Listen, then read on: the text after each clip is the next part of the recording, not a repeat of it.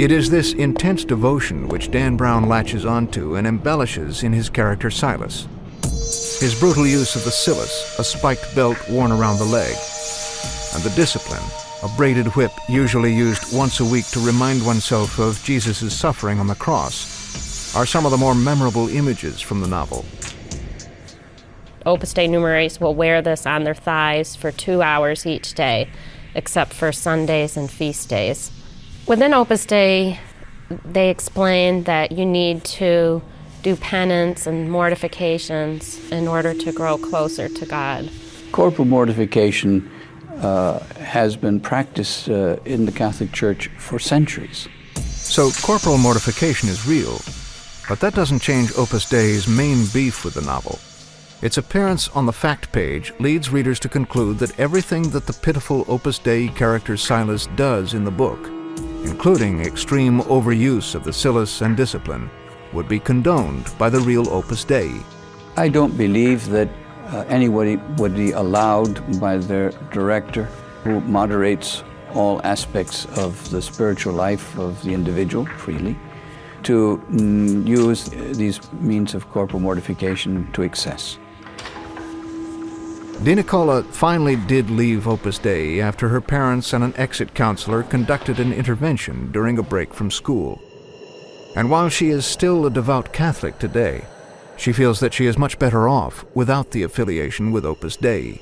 So I think that there's something systemically wrong with Opus Dei, that at the heart of it, it operates more like a cult in its practices. There will always be differing opinions about a group with as strict beliefs as Opus Dei. But what about its portrayal in the Da Vinci Code? I think that in the Da Vinci Code, Opus Dei is very much sensationalized, but what was portrayed accurately is the blind obedience that exists within Opus Dei. Opus Dei aside, there is no question that the Da Vinci Code tramples on the traditions of Christianity, upsetting many who hold those beliefs so dear. The accusation that the Catholic Church has been engaged systematically in a cover-up of the fact that Jesus was married to Mary Magdalene and that they had a daughter is an attack on the basic foundation of the Christian Church. I don't think the Church has been covering up anything for 2,000 years. I don't think the Church is competent to do that. Definitive proof is rather hard to come by when dealing with a 2,000-year-old claim. Still, the strongest argument against the Da Vinci Code's hypothesis that Jesus was married to Mary Magdalene and had a child is that it is never mentioned in the Bible or any other historical text. It's never been a part of the Christian tradition from the very beginning that Jesus was married. And this is held by the Catholic Church, the Church of the West, by the Orthodox Church, the Church of the East, going back to the earliest days. I think anything is possible. Jesus could have married. Jesus could have fathered children out of wedlock. There could certainly be a bloodline today. There's just absolutely no evidence of it, no proof of it, no hint of it, nothing. So the central conceit of the Da Vinci Code, that Jesus and Mary Magdalene were married and had children, is possible, but not likely. In the book, the only real evidence offered for this revolutionary secret is the number of people dedicated to keeping it and the lengths to which they will go to protect it. So what about that mysterious organization, the Priory of Sion, and those cryptic documents, the Dossier Secret? Do they still conceal and protect the evidence that would reveal that there is a bloodline of Jesus in the world today?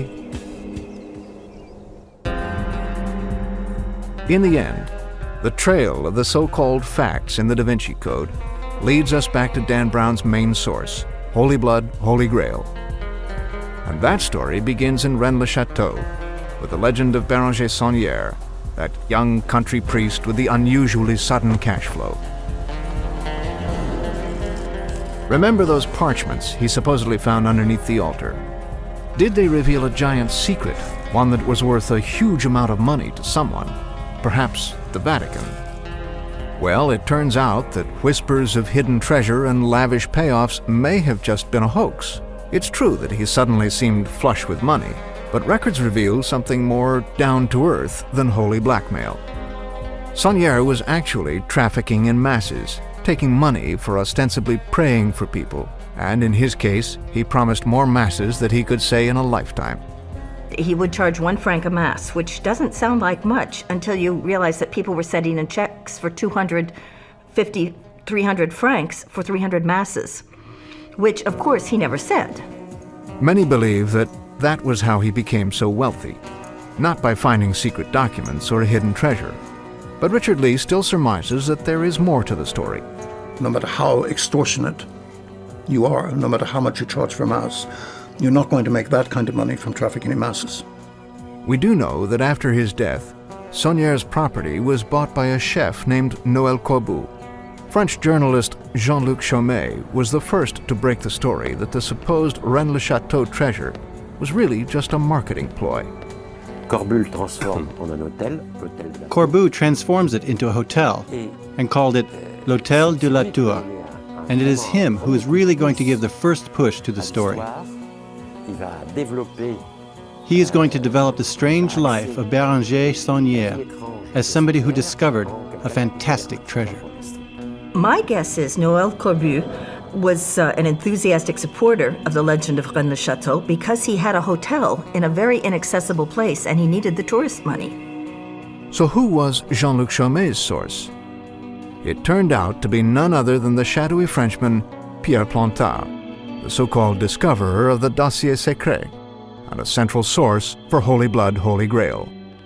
Plantard admitted to Chaumet that he had visited Rennes-le-Château in the 1950s, heard the Saunier treasure story, and began to write himself into it.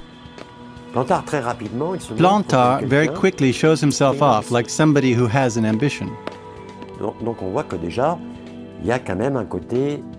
We can see that there is a megalomaniac, a mythomaniac, and a perverse side of his character developing.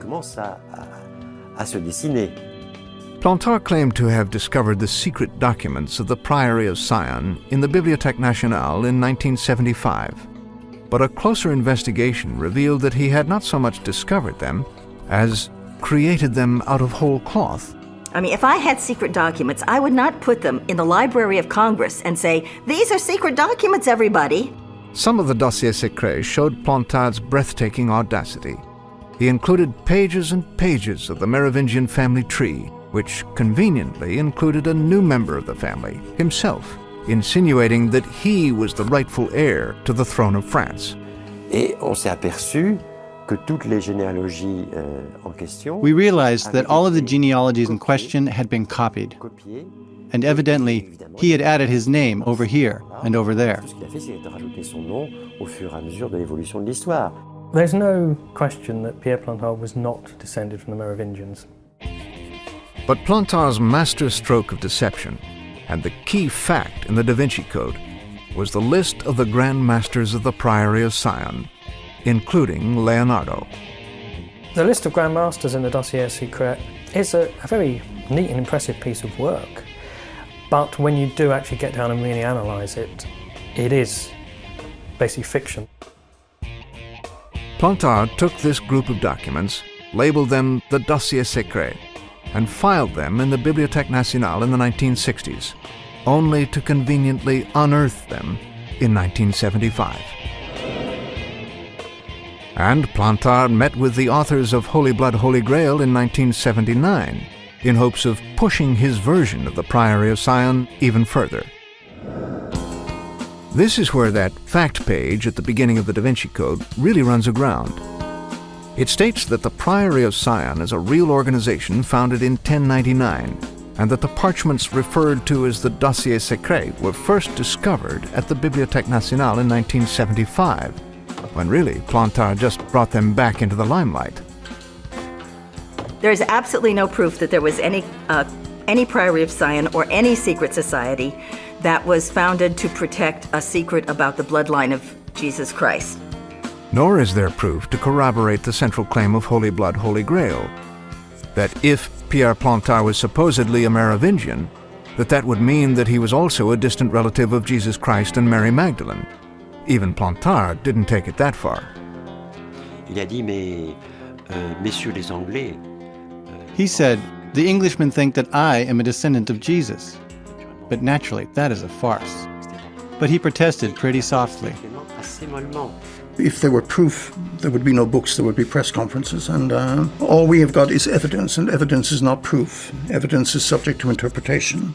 So now it all comes together. The Priory of Sion was not created in the 11th century, but rather the 20th, and therefore was not created to guard the bloodline of Jesus. The Priory of Zion is a front organisation. It's a shell, it's a sham. L'association des prieurés de Sion, c'est une balade. The Association of the Priory of Sion is a commonplace association which is common in France, but has nothing to do with the Templars, nothing to do with the secret history of France.